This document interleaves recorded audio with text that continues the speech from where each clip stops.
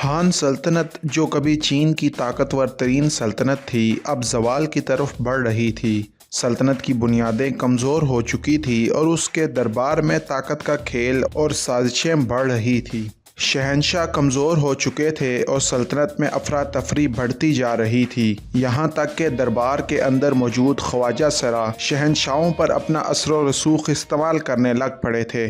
वक्त के साथ साथ ये ख्वाजा सरा शहंशाह और उसके ख़ानदान से अपनी कुर्बत की वजह से बहुत ज़्यादा ताकतवर हो चुके थे। उन्हें शहंशाह के तमाम राज और कमज़ोरियाँ मालूम हो चुकी थी और वो इन कमज़ोरियों की बदौलत सल्तनत के फ़ैसलों में अपना असर डालने लग पड़े थे। ख़ास तौर पर शहंशाह लिंग के दौर में 10 ख्वाजा सराओं का गिरोह, जिसे 10 अटेंडेंट्स कहा जाता था, बहुत मशहूर हुआ।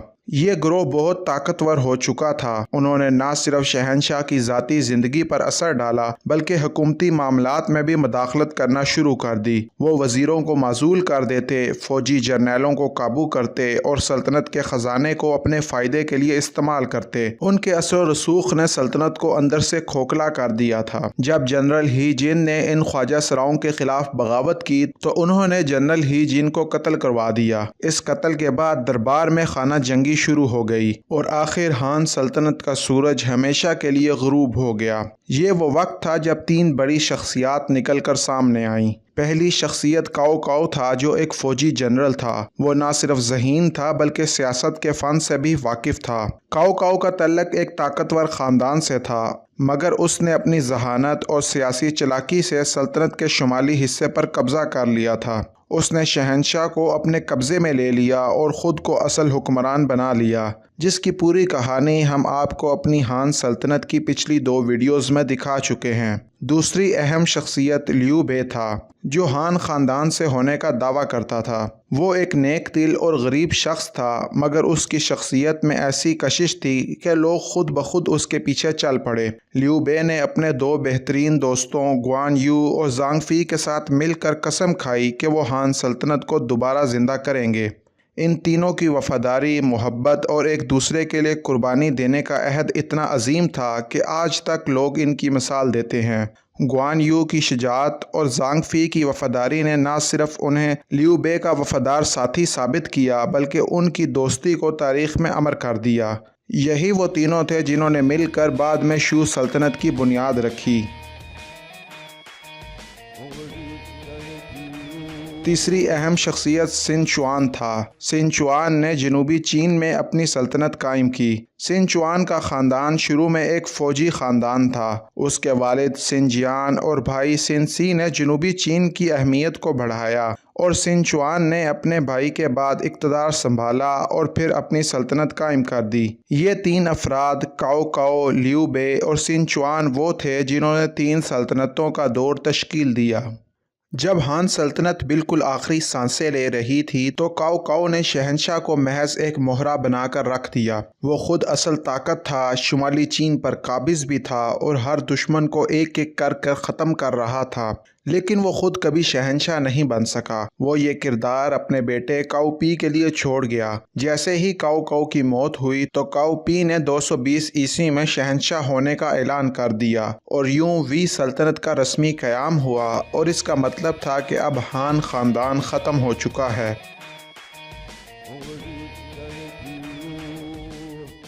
उधर लियू बे को ये सब एक धोखा महसूस हुआ। वो बचपन से ये मानता आया था कि वो हान ख़ानदान का वारिस है और उसे ये हक है कि वो तख्त वापस ले। काओ पी के तख्त नशीन होने के 1 साल बाद 221 ईस्वी में लियू बे ने भी अपने शहंशाह होने का ऐलान कर दिया और कहा कि अब वही असल हान ख़ानदान की रवायात का वारिस है। इसी दावे के साथ उसने शू सल्तनत या शू हान सल्तनत की बुनियाद रखी। वो पहाड़ों, दरियाओं और मुश्किल रास्तों के दरमियान बैठा था, मगर उसका अज़म पहाड़ों से भी ज़्यादा मजबूत था।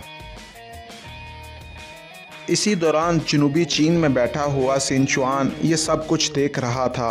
वो ना वी का ग़ुलाम बनना चाहता था और ना ही शू हान के साथ अंधा इत्तेहाद। वो अपनी एक अलग दुनिया बनाना चाहता था और आखिरकार 229 ईस्वी में उसने भी शहंशाह होने का ऐलान कर दिया और यूं वो सल्तनत ने भी जन्म लिया।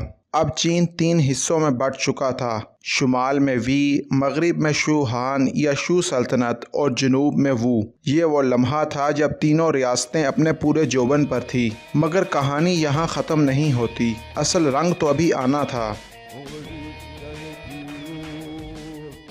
इब्तदाई सालों में ये तीनों सल्तनतें एक दूसरे को शक की निगाह से देखती थीं। शू और वू ने वी के खिलाफ दोस्ती की, लेकिन जब वू ने शू के अजीम जनरल गुआन यू को मार डाला तो सब कुछ बिखर गया। लियू बे ने बदला लेने के लिए यीलिंग की जंग छेड़ दी, मगर वू के एक जनरल ने उसे बुरी तरह शिकस्त दी। लियू बे अपनी शिकस्त, बीमारी और अफसोस में थोड़े अरसे बाद ही मर गया। इसके बाद शू हान सल्तनत में लियू शान बादशाह बना। वो एक नरम दिल मगर कमज़ोर हुक्मरान था और असल ताकत उसके वज़ीर ज़ुगे लियांग के पास आ गई, जो कई बार वी सल्तनत पर हमले करता रहा लेकिन कमज़ोर फ़ौज की वजह से कामयाब ना हो सका। इसी दौरान शू सल्तनत ने बाज़ औक़ात वू पर छोटे हमले भी किए, मगर फिर इन दोनों में इत्तेहाद बहाल हो गया क्योंकि असल दुश्मन वी सल्तनत थी। कुछ ही अरसे में ज़ुगे लियांग भी मर गया और शू हान सल्तनत अंदर से बिखरने लगी। 263 ईस्वी में वी सल्तनत ने एक ज़ोरदार हमला किया और लियू शान ने हथियार डाल दिए और यूं शू सल्तनत का हमेशा के लिए ख़ात्मा हो गया। लेकिन वी सल्तनत का हाल भी कुछ बहुत बेहतर नहीं था। वहाँ अब असल बादशाह नहीं बल्कि वज़रा और ख़ास तौर पर सीमा ख़ानदान ताकतवर हो चुका था। सीमा ज़ाओ के बेटे सीमा यान ने आखिरकार वी बादशाह को हटाकर ख़ुद के शहंशाह होने का ऐलान कर दिया और जिन सल्तनत कायम कर दी। जिन ने अपनी ताकत को मुनज़्ज़म किया और सिर्फ 15 साल बाद 280 ईस्वी में वू पर आखिरी हमला किया। वो सल्तनत में अब सिनचुआन का बेटा हुक्मरान था, मगर वो नहायत कमज़ोर था और सल्तनत के अंदर बगावतें हो रही थी। फ़ौज भी गैर मुनज़्ज़म थी और अवाम मुसलसल हमलों से थक चुकी थी। जिन सल्तनत की अफवाज ने वो सल्तनत पर चढ़ाई की और आखिरकार वो ने भी हथियार डाल दिए।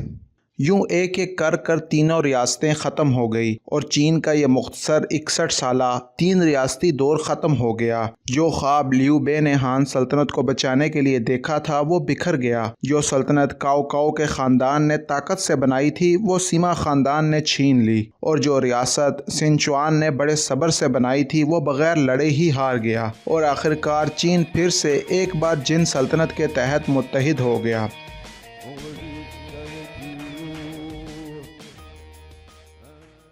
जिन सल्तनत का दौरे इक़्तिदार कैसा था और आखिर ये ज़्यादा अरसा क्यों कायम न रह सकी, ये सब हम जानेंगे अपनी अगली वीडियो में।